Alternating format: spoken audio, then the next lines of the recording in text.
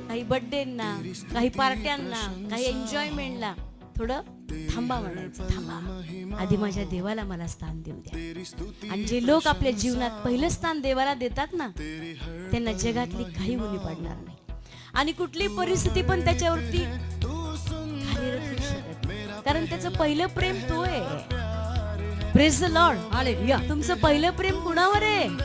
Yes, कुणावर आहे? येशूवर. घरावर नाही. आज घरात कोणी नाही, मला राहिलं पाहिजे.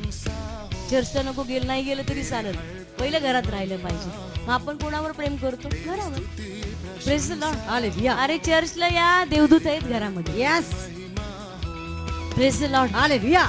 चर्चला या, बाकीच्या सगळ्या गोष्टी सांभाळल्या जातील. यस, आमेन. नाही मग नातेवाईक काय म्हणतील? लग्नाला नाही गेलो तर देव सांभाळ. Praise the Lord, hallelujah. पण जर देवाला पहिलं स्थान नाही दिलं तर गोष्टी आणि आपल्या जीवनातल्या घड्या बिघडल्या.